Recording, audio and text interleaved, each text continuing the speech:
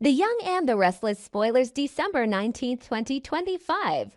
As the fallout from Victor Newman's escalating war ripples outward, its pressure does not remain contained within Newman territory. It spreads into Abbott land with a quiet but relentless force, and Jack Abbott finds himself standing at the center of a storm he did not create yet must somehow survive. The damage to Jabot is no longer theoretical or confined to hostile headlines. It is operational, reputational, and psychological. Jack is forced into a defensive posture that drains time, energy, and credibility, juggling internal panic with external perception while knowing full well that every misstep will be seized upon as proof that Victor's assault is working. The weight of it is exhausting in a way Jack has not felt in years, because this is not simply another round in the Newman-Abbott rivalry. This time, the attack feels more surgical, more personal, and more destabilizing, as if Victor is no longer content with winning, but wants to leave Jack stripped of momentum, confidence, and belief in his own legacy. Inside Jabot, the tension is suffocating. Jack must reassure employees, stabilize partners, and fend off whispers that the company's decline is inevitable now that Victor has chosen to apply maximum pressure. Every meeting becomes a performance of strength, every decision a calculation of how it will look once filtered through the lens of public doubt. Jack understands that Victor's greatest weapon has never been brute force alone, but the ability to convince others that resistance is futile. What makes this moment particularly cruel is the knowledge that Nikki's intervention, however morally justified, has placed Jack in an even more precarious position. Victor now frames Jabot not only as a rival, but as the beneficiary of betrayal, and that narrative threatens to poison Jack's credibility even among those who might otherwise sympathize with him. Kyle Abbott, watching his father struggle, feels the pressure differently but no less intensely. For Kyle, this is not just about market share or corporate survival. It is about watching the family business he was raised to protect become collateral damage in a war fueled by ego and obsession. His conversation with Claire Newman reflects that frustration, and also his dawning awareness of how deeply Victor's actions could reverberate beyond boardrooms. Kyle does not sugarcoat the truth when he speaks to her. He makes it clear that Victor's behavior has the potential to destabilize more than just Jabot. That reckless aggression at this level risks triggering consequences that could spill over into every family connected to the Newman name, including Claire's own future. There is no accusation in Kyle's tone, but there is urgency, a plea for recognition that Victor's hunger for dominance is no longer strategic, but destructive. Claire, caught between loyalty and unease, is forced to confront an uncomfortable reality. That being a Newman does not guarantee protection when Victor's actions spiral out of control. Kyle's warning lingers, planting a seed of doubt that is difficult to dismiss. If Victor is willing to burn Jabot to the ground simply to prove a point, what else might he be willing to sacrifice? The question unsettles her, because it reframes Victor not as a patriarch safeguarding his empire, but as a volatile force whose choices could cost everyone more than he realizes. Elsewhere in Genoa City, the conversation takes on a different tone, one laced with irony, resentment, and emotional subtext. Sally Spectra and Audra Charles find themselves dissecting the latest article detailing Jabot's struggles, and the contrast between their reactions is telling. For Audra, the news feels like vindication. She does not hide her satisfaction, openly savoring the idea that Kyle Abbott is being forced to watch his family's company falter. To her, it sounds like karma finally catching up, a long overdue consequence for a man she views as emblematic of entitlement and hypocrisy.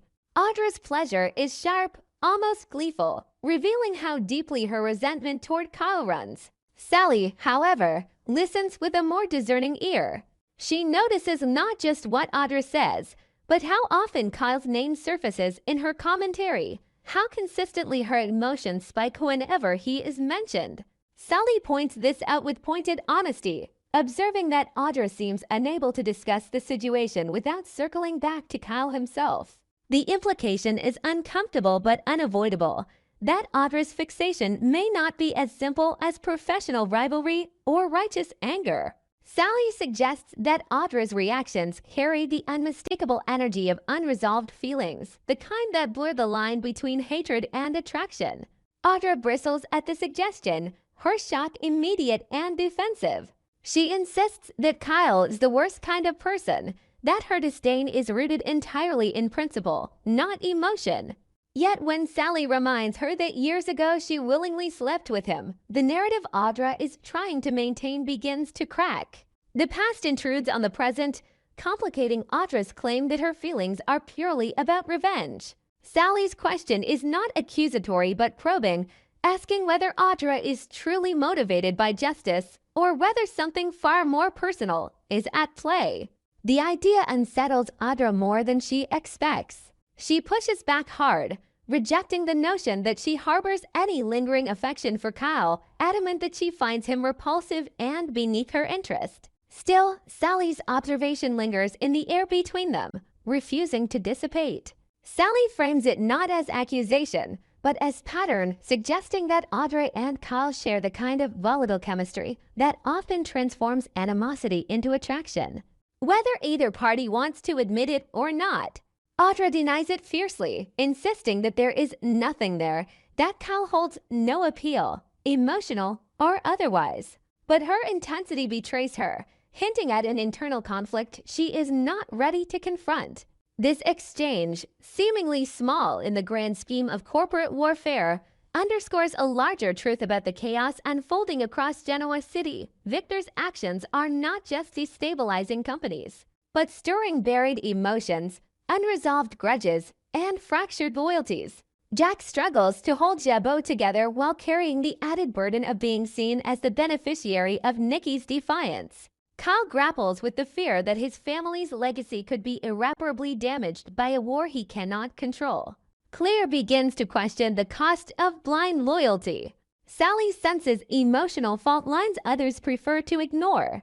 And Audra, despite her protests, is forced to face the possibility that her fixation on Kyle says as much about her unresolved past as it does about his failures. All of it feeds back into the central crisis-like tributaries flowing into a river. Victor's campaign against Jabot is no longer just a power play. It has become a catalyst that exposes the fragility of relationships, the danger of obsession, and the thin line between righteous anger and self-destructive fixation. As Jack fights to keep Jabot afloat, he does so knowing that the battle is no longer confined to spreadsheets and headlines. It is being fought in private conversations, in shifting alliances, and in the quiet realization spreading through Genoa City that Victor Newman's war is forcing everyone to choose sides, whether they are ready or not. Sally can feel the conversation with Audra curdling into the same familiar spiral, Kyle, resentment. That sharp little thrill Audra gets whenever an Abbott headline turns sour and she decides to cut it off before it becomes another self-feeding loop. She deliberately steers them towards something that sounds lighter on the surface, but is actually far more consequential. The kind of subject that can change the trajectory of a career if handled correctly. Sally brings up Abbott Communications, framing it as an opportunity rather than a battlefield. And she does it with the practiced calm of someone who understands that ambition needs a door to walk through, not just an enemy to chase. She tells Audra there's a real possibility of bringing her into the fold, an opening that isn't charity and isn't pity, but a strategic move that could place Audra where she's always insisted she belongs, near power, near decision-making, near a story that is moving forward rather than collapsing backward into old grudges. But there's a condition, and Sally doesn't soften it. If Audra wants in, she will have to present to a secret investor someone whose approval isn't just a box to tick but a gatekeeper's verdict. Audra's mind immediately races through the most likely names, because in Genoa City, secret investor almost always translates into a familiar power broker who prefers influence without visibility. When Audra guesses Jill Abbott, it isn't casual speculation. It's a recognition of the kind of person who doesn't invest in ideas. She invests in people. And she has no patience for anyone who can't sell their own value in a room that feels like an interrogation disguised as a meeting. Sally's expression becomes the answer Audra was searching for, a subtle confirmation that Jill really is the one behind the curtain, and Audra's reaction is immediate, not excitement, not fear, but the cold calculation of someone who knows Jill's reputation and understands what it costs to impress her. Audra admits she suddenly has a lot of work to do, and the words carry more weight than they should. Because they're not about slides or talking points, they are about building a version of herself that can stand in front of Jill Abbott and not blink. Sally, for her part, is unwavering in her confidence, almost startlingly so. She tells Audra she will absolutely impress Jill, and she says it like a fact rather than encouragement, because Sally knows Audra's strengths when she's focused, her sharpness, her control, her ability to read a room and pivot without looking desperate. Yet Sally also knows Audra's greatest vulnerability is not a lack of talent. It's the way her personal drama can leak into professional spaces like a scent she doesn't realize she's wearing. That is why Sally's advice turns pointed. If Audra wants to be taken seriously by Jill, she needs to cool the tension with Claire and Kyle, not because Sally is defending them, but because Jill will not tolerate mess. Jill may love power plays, but she hates childish distractions, and she will smell emotional volatility a mile away. Sally tells her to put the drama down, at least temporarily, because Jill will not invest in a person who appears to be driven by obsession rather than ambition. Audra resists at first instinct to deny, to insist Kyle is irrelevant, to insist Claire is merely an annoyance about the warning lands. Jill Abbott isn't just an investor, she's a judge, and she judges character as ruthlessly as she judges potential. At the same time, across town, the emotional stakes are rising in a way that makes corporate crises feel almost secondary. Nikki and Jack meet at GCAC, and the setting carries its own quiet symbolism, a public space where reputations are curated. Where alliances are formed in the open, will secrets pass underneath like currents? Nikki arrives with an energy that doesn't match the polished atmosphere around them. There is strain in her posture, the kind that suggests she hasn't slept properly. The kind that suggests her mind has been grinding on the same questions over and over without relief. She doesn't ease into the conversation. She tells Jack outright that it's bad news, and the bluntness is almost a confession that she's tired of pretending she can manage the fallout with grace. She asks him about the reports about the talk that Jabot is failing, and her voice carries both disbelief and dread, because she knows how quickly perception becomes reality in Genoa City. If people believe Jabot is slipping, it won't matter what Jack says in boardrooms, momentum will turn against him anyway.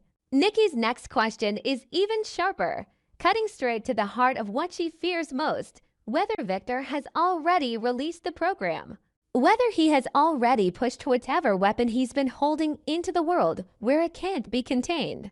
Jack's answer isn't comforting, and it isn't polished. It's honest in a way that reveals just how cornered he feels. He tells Nikki she should talk to her husband, an instinctive deflection that is also an acknowledgement that Victor is the only person who truly knows what he has unleashed.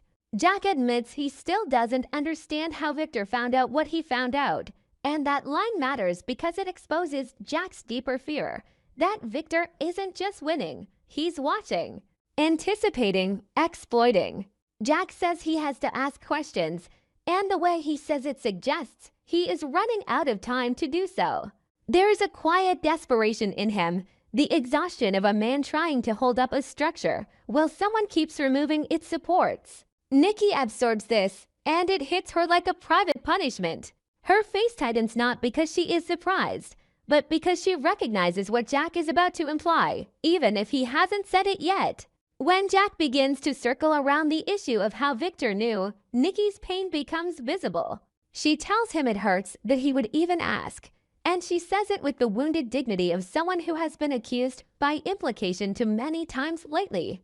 Nikki insists she never told Victor anything, never fed him inside information, never chose to harm Jack. And then she reveals the truth that complicates everything. She overheard Victor and Adam talking about Jabot the night before.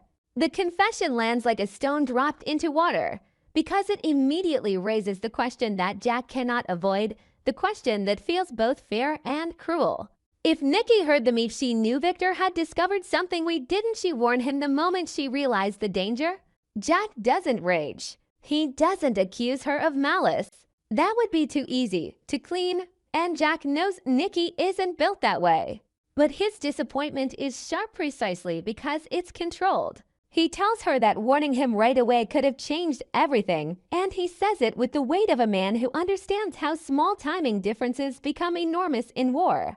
A single phone call, a single early warning, could have allowed him to prepare, to counter, to protect Jabot's footing before the narrative took off and began eating them alive. Jack's words don't brand Nikki a traitor, but they do place her in a painful position. Someone who had proximity to danger and shows hesitation, whether out of fear, shock, loyalty, or uncertainty. Nikki's silence, even if unintentional, becomes a factor, and Nikki feels that truth cutting through her defenses because it forces her to confront her own confusion about Victor, about marriage, about what it means to act fast when the person you are acting against is the person you once loved most. Nikki's admission exposes a deeper fracture that neither of them can ignore. She is caught between two realities that are now at war inside her. The part of her that still instinctively protects Victor because she has spent years doing so, and the part of her that cannot tolerate what he has become when power is on the line. Overhearing Victor and Adam wasn't just overhearing business. It was hearing the machinery of destruction in motion. Hearing the cold certainty with which Victor approaches other people's livelihoods, other people's stability, and realizing that the man she once defended does not hesitate anymore. Nikki didn't warn Jack immediately because that moment of overhearing wasn't simply information, it was a confirmation of a truth she had been resisting. That Victor was moving faster than her conscience could keep up with, and that if she chose a side, the choice would be irreversible. Jack's reaction forces her to admit that indecision is not neutrality. In a war like this, it becomes a form of damage. And in the background of all this, the contrast is striking. On one side, Sally is trying to shepherd Audra into a room where the future depends on focus, discipline, and the ability to bury personal chaos long enough to look unstoppable. On the other side, Nikki and Jack are dealing with the brutal reality that focus may not be enough because Victor's attacks aren't only strategic, they're intimate. They reach into marriages, friendships, family structures, and turn people against each other by exploiting the one weakness nobody likes to admit exists: doubt. Jack doubts how Victor keeps getting ahead.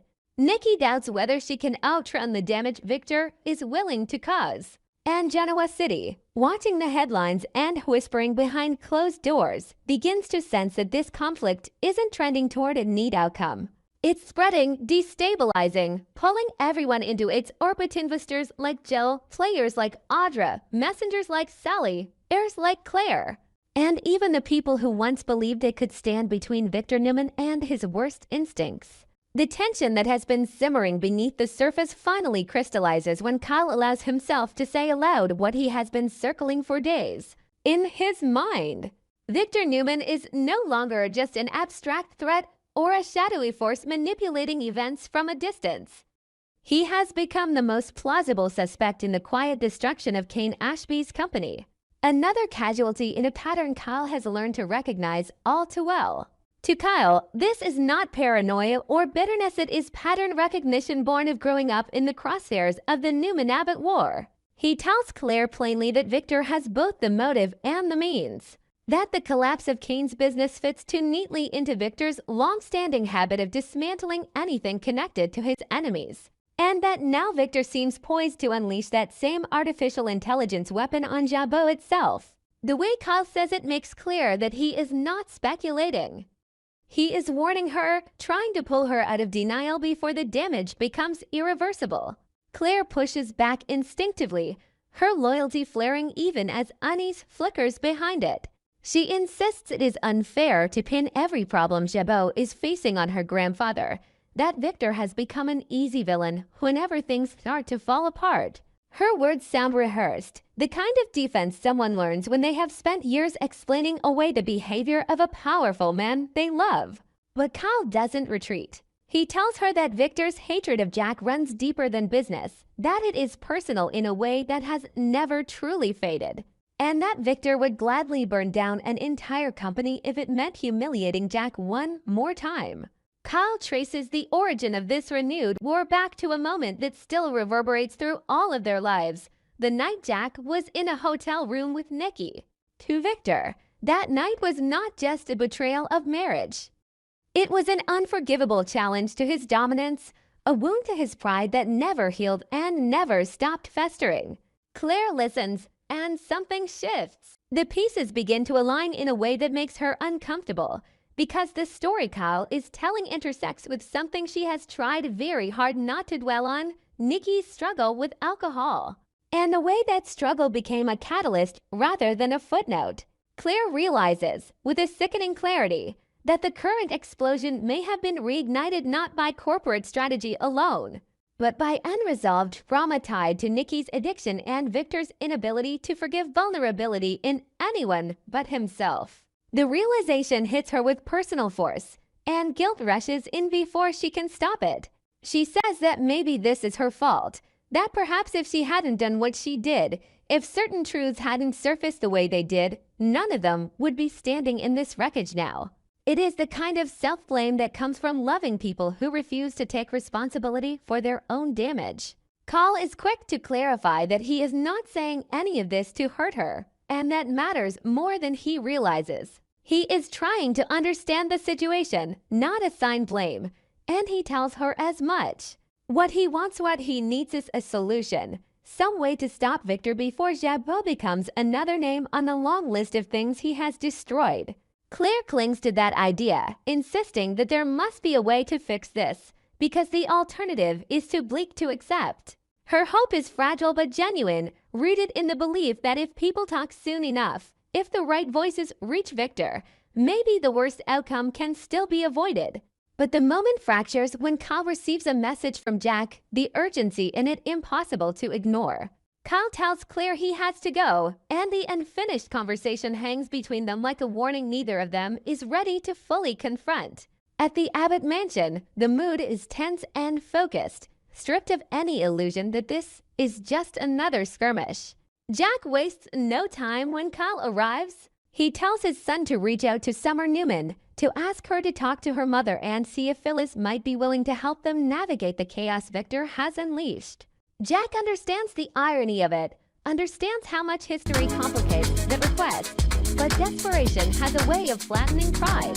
At the same time, he asks Kyle to see whether Claire might be able to reason with Victor, to appeal to whatever part of him still listens when family speaks. The request underscores how dire the situation has become. Jack Abbott is now relying on Newman children to try to contain Newman damage because the usual rules no longer apply. While Jack and Kyle scramble for lifelines, the emotional center of the conflict shifts back to the ranch, where Claire arrives just moments after Nikki. The timing feels symbolic, as though the truth is determined to converge whether anyone is ready or not. Claire doesn't ease into the conversation. She tells Nikki she has just spoken with Kyle about Jabot, and the fear in her voice cuts through the room. She asks Nikki directly whether Victor could really be responsible, whether he would truly go this far.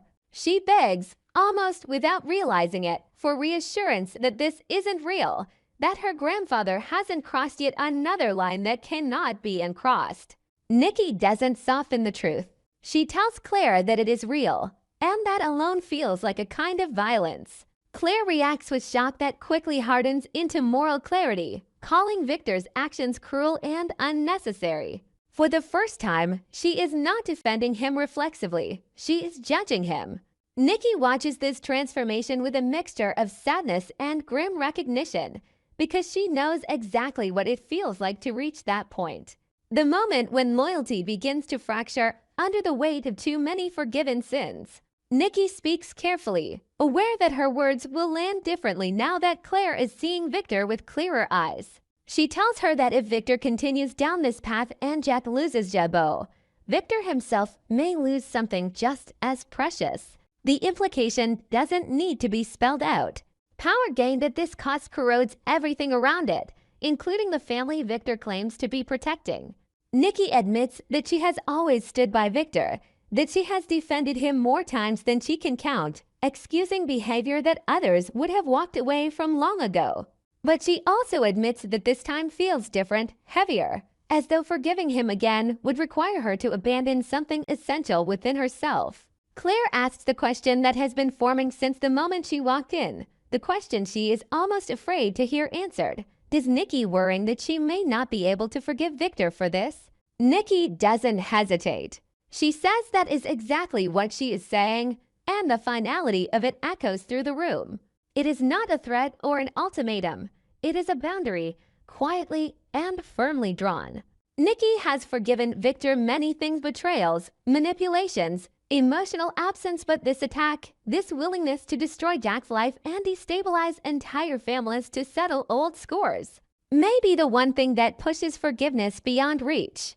The weight of Nikki's words settles over Claire, forcing her to confront a truth she has been avoiding, that loving Victor may no longer be compatible with excusing him. The realization is terrifying, because it means accepting that the man she has been taught to revere is capable of acts that cannot be justified by legacy or loyalty. As Claire stands there, caught between generations and ideologies, the scope of the conflict becomes painfully clear. This is no longer just about Jabot, or artificial intelligence, or corporate rivalry. It is about whether Victor Newman's family will continue to absorb his destruction as the price of belonging, or whether this is the moment when that cycle finally breaks.